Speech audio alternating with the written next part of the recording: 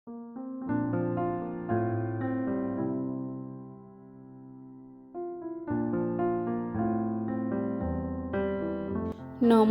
বন্ধুরা, তোমরা সকলে কেমন আছো? আশা করি ভালো আছো, সুস্থ আছো। আমরাও সকলে ভালো আছি। আর সকাল সকাল ঘুম থেকে উঠে সমস্ত কাজ সারার প্ল্যানিং চলছে। কোনটা করব আগে, কোনটা পরে, এটাই ভাবছি দাঁড়িয়ে দাঁড়িয়ে। তা সবার প্রথমে আমার ঝাড় দেওয়া কমপ্লিট হয়ে গেল। এখন ঘরের সামনে যে জায়গাটা আছে, গেটের দিকটা, সেখানে একটু জল ঢেলে দেব। কারণ আগেরকার দিনের মানুষেরা, আবার গ্রামেও আছে এখনও, যে ঘুম থেকে উঠে বাড়ি ঘর সমস্ত কিছু মুছে দেয়। আমাদের ক্ষেত্রে তো তা হয় না, আমরা একটু গেটের সামনেটায় জল ঢেলে দিই।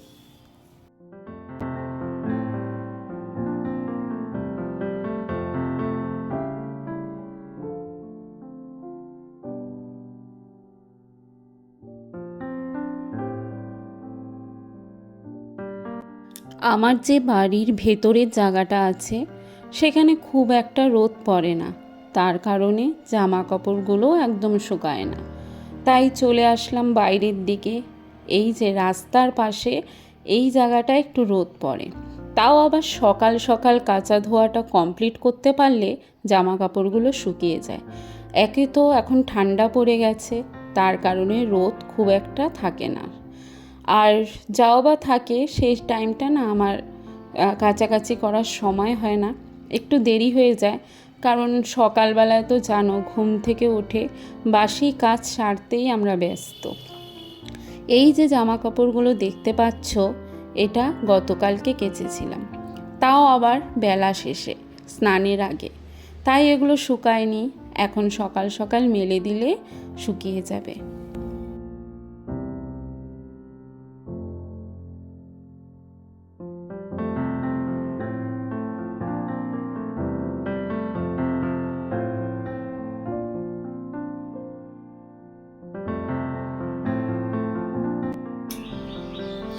এই ঘরটাতে বসে গুড়িয়া পড়াশোনা করে।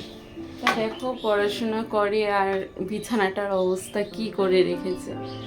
আর কালকে আর পরিষ্কার করার মতো ইচ্ছে ছিল না, আর প্রত্যেক দিন সকালেই আমি এগুলো পরিষ্কার করি। বোতল, পুতুল, এগুলো হচ্ছে আমাদের যখন কাপড়ের ব্যবসা করতো তখনকার, এগুলোতে হ্যাঙ্গার দিয়ে দিয়ে জামা কাপড় ঝুলিয়ে রাখতো। ব্ল্যাঙ্কেটও নিয়ে এসেছে, আর বিছানায় পুতুল, ব্যাগ সব কিছুই আছে। পরিষ্কার করব। এদিকে দেখো, জানালার পর্দাটা খুলে দিতে হবে। আর সারা ঘরের অবস্থা লন্ডভন্ড। বাইকে দেখো গামছা দিয়ে রেখেছে, কি বলবো আর। চলো ওগুলো সব পরিষ্কার করি।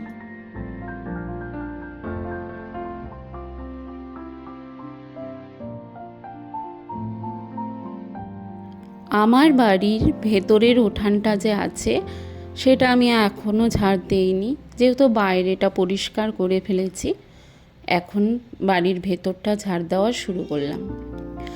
আর আরেকটা জিনিস তোমাদের শেয়ার করি। আমার না অনেক দিনের ইচ্ছে যে আমি বাড়িতে একদম ভর্তি করে গাঁদা ফুলের গাছ লাগাবো। লাগাইও, কিন্তু এমন টাইমে লাগাই যে সেটা আর হয় না। শীতকাল পার হয়ে যায়, তাও ফুল ফোটে না। তাই এবার আগের থেকেই বলেছি আমাকে কটা গাঁদা ফুলের চারা এনে দিতে। এনেও দিয়েছে, আমি লাগিয়েছি, সেটাও তোমাদের শেয়ার করব।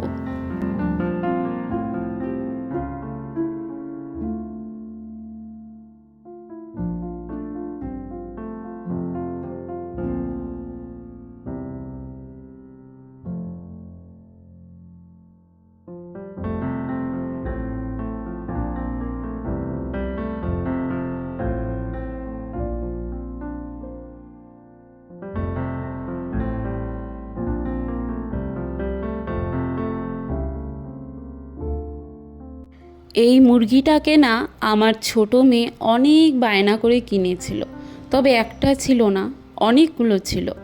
ওই যে ছোট ছোট মুরগির বাচ্চাগুলো বিক্রি হয় না, একদিন স্কুল থেকে আসার সময় একই টোটোতে উঠেছিল, তখন থেকে ওর বায়না যে আমার ওরকম মুরগির বাচ্চা লাগবে।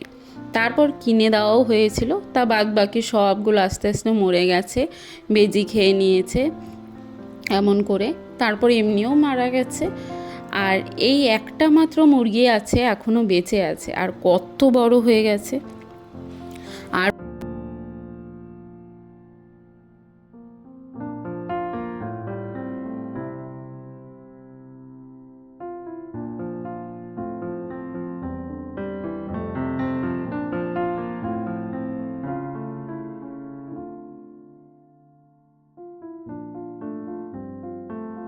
আমার মেয়েটা ছোট হলে কি হবে, মাথায় অনেক বুদ্ধি।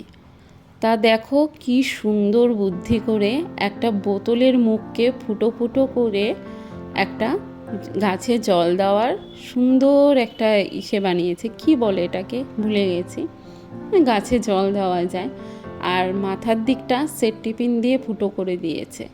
আর আমার ক্যামেরাটা কাঁপছে কেন জানো? আমি সেই মুরগির খাঁচার ওপরে ক্যামেরাটাকে রেখেছি, আর ও সমানে মুরগির খাঁচাটার মধ্যে কামড় দিচ্ছে, আর খাঁচাটা নড়ছে, ক্যামেরাও নড়ছে। ও এমন কেন করছে জানো? আমাকে দেখে। কারণ ওর এমন স্বভাব হয়েছে, যাকে দেখে তাকেই কামড়াতে আসে। তাই তোমাদেরকেও একটু দেখাচ্ছি।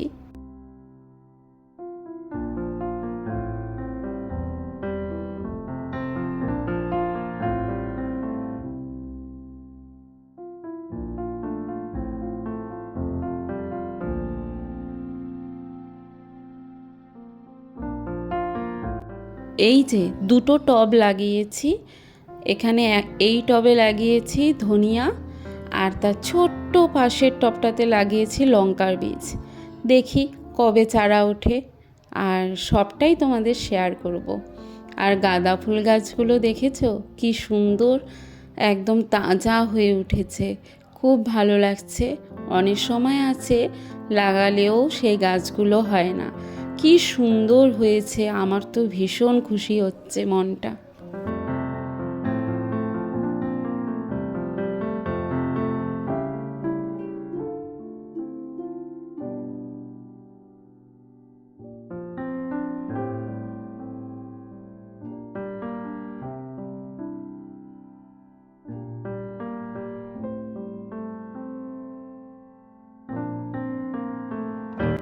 এই যে এখানে যে একটা লঙ্কা গাছ দেখতে পাচ্ছ, এটা কিন্তু আমি লাগাইনি, একা একাই হয়েছে। কিভাবে হলো, হয়তো কোনো পাখি বীজ এনে ফেলেছিল। আর এদিকে দেখো এই পান গাছটা আমি লাগিয়েছি, কি সুন্দর হয়েছে না? আর লঙ্কাগুলো খেতে কিন্তু বেশ ঝাল, ছোট ছোট হতে পারে কিন্তু ঝালটা অনেকটাই বেশি।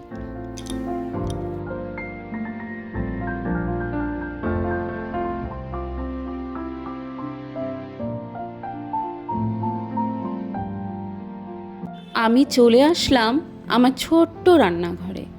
আর আমি এসে কি করছি বলো তো? আমি এখানে আমার বাড়ির বাইরে যে কুকুরগুলো আছে তাদের জন্য খাবার রেডি করছি। কারণ আমি দেখলাম তাদের পেটগুলো একদম শুকিয়ে যাচ্ছে, আর যেহেতু বাচ্চা দিয়েছে অনেকগুলো করে, আর কোথাও খাওয়া পায় না, হয়তো কেউ হয়তো দিচ্ছেও না সেরকম করে। আর তাই আমার ভীষণই মনটা খারাপ।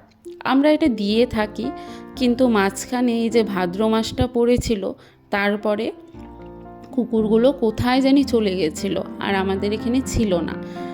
আর এখন দেখছি আবার সব কুকুরগুলো চলে এসেছে। কোথায় বা চলে যায়, কোথার থেকে আবার চলে আসে, তাই ওদেরকে এখন আবার খেতে দেওয়া শুরু করেছি। আর দেখো খেতে দিতে দিতে সঙ্গে সঙ্গে চলে এসেছে, যেহেতু প্রচণ্ড খিদে আছে। আর বাচ্চা হলে তো জানোই কতটা খিদে পায় ওদের। আবারও চলে এসেছি রান্নাঘরে। আর রান্নাঘরে যেহেতু বাসন মাজা হয়নি, আর রাতের বাসন সব জমিয়ে রাখি, সকালবেলায় মাজি। তাই এখন বাসনগুলোকে সবগুলোকে জল দিয়ে ভিজিয়ে নিলাম। আর এই স্কচ ব্রাইটটা নিয়েছি ফ্লিপকার্ট থেকে, ভীষণই ভালো, তাই তোমাদেরকেও একটু দেখিয়ে দিলাম। আর দেখো বাসন মাজা আস্তে আস্তে শুরু করে দিলাম। আজকে যেহেতু অনেক কটা দিন পরে ব্লগ স্টার্ট করেছি, তাই আর বেশি কিছু দেখালাম না। তোমাদের যদি ভালো লাগে আমাকে অবশ্যই কমেন্টে জানাবে, তাহলে আমি রোজ ব্লগ দেওয়ার চেষ্টা করব। আগে রোজ দিতাম, জানো, আমার একটা সমস্যা হয়েছিল, সেটা আমার যে আগের চ্যানেলটা সেটা তো আমি আর খুঁজে পাচ্ছি না। কত যে কষ্ট, কি আর বলবো তোমাদের। তিলে তিলে গড়ে তোলা একটা চ্যানেল যদি হারিয়ে যায় কতটা যে কষ্ট লাগে, কি বলবো আর। যাদের সাথে এই ঘটনাটা ঘটেছে তারাই একমাত্র জানবে। আমার আগের চ্যানেলটার পিনটা আছে, যে পিনটা আসে মনিটাইজেশনের পরে, সেটাও আছে আমার ঘরে। যখন সেটা দেখি এত পরিমাণে কান্না পায়, কি আর বলবো। খুব কষ্ট হয় জানো তো। অনেক কষ্ট করে, অনেক পরিশ্রম করে এই চ্যানেলটাকে মানে তিলে তিলে দাঁড় করিয়েছিলাম। সেটা যখন আমার থেকে হারিয়ে গেল না, মানে কি যে কষ্ট পেয়েছিলাম বলে বোঝাতে পারবো না। আশা করছি এই চ্যানেলটার পাশে তোমরা অবশ্যই থাকবে। আর তোমরা যদি ভালোবাসা দাও, সেই আগের চ্যানেলটা কেন, তার থেকেও বড় চ্যানেল করতে পারবো বলো। তোমরা এভাবেই আমাকে ভালোবাসা দিও, আমার পাশে থেকো, তাহলেই হয়তো সম্ভব হবে, না হলে তো নয়। আর কষ্ট কাকে বলবো, মনের কষ্ট মনেই রেখেছি। আর যখন ব্লগগুলো কষ্ট করে বানিয়ে শেয়ার করি, ভিউজ হয় না, মন একেবারেই ভেঙে যায়। মনে হয় আমার দ্বারা আর সম্ভব না। যা হয়েছিল সব আমার কপালের জোরে হয়েছিল, যা চলে গেছে সব আমার কপালের জন্যই চলে গেছে। মনকে এটাই বোঝাই, কিন্তু বুঝতে তো চায় না। কষ্টটা তো আছে, একটা মনিটাইজেশন চ্যানেল, তারপরে আবার ফার্স্ট পেমেন্ট পেয়েছিলাম। ফার্স্ট পেমেন্ট পাওয়াটাই আমার কাল হলো। ফার্স্ট পেমেন্টও পেলাম, আর আমার চ্যানেলটা চির বিদায় নিয়ে নিল আমার জীবন থেকে। তো চলো, অনেক কথাই বলে ফেললাম। বাসন মেজে তারপর সকালের খাবার রেডি করব। সকালে কি কি করেছি অবশ্যই শেয়ার করে আজকের ব্লগটা শেষ করে দেব। তোমরা প্লিজ আমাকে সাপোর্ট করো, আমার পাশে থেকো, কারণ আগের চ্যানেলটা আমার 45,000 সাবস্ক্রাইবার পূরণ হয়েছিল। সেই চ্যানেল হারিয়ে কেউ কি আর মন ঠিক রাখতে পারে বলো তো? চলো দেখতে থাকো।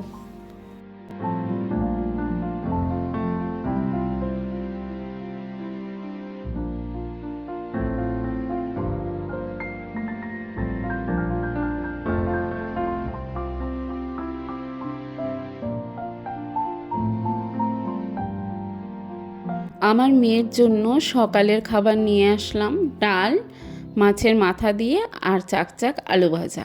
ও আমাকে বলেছিল, মা আমি চাকচাক আলু ভাজা খাবো। এখন এই দেখো আমি চাকচাক আলু ভাজা করে নিয়ে এসেছি। এখন বলছে আমি তো চাকচাক খাবো, আমি তো এটা খাবো না। ও ভাবছে যে ওই যে ডুমডুম করে চার কোনা করে ছোট ছোট ভাজা হয়, ওটাকে বলছে চাকচাক। আর আমাকে বলেছে চাকচাক আলু ভাজা খাবে, তাই আমি এটা করেছি। এখন খেতে বসেও বায়না করছে। আর এদিকে দীপঙ্কর দেখো পুজো দিচ্ছে, এদিকে ঠাকুরের বাসন মাজা শুরু করে দিয়েছে, আর তারপরে পুজোটা দিবে। আর সকাল সকাল পুজো দিলে মনটাও ভালো থাকে। আজকের ব্লগটা এখানেই শেষ করছি। তোমাদের ভালো লাগলে অবশ্যই লাইক, কমেন্ট, শেয়ার করো, আর আমাকে অবশ্যই জানিয়ে যাও কেমন লেগেছে আমার ভিডিও। টাটা।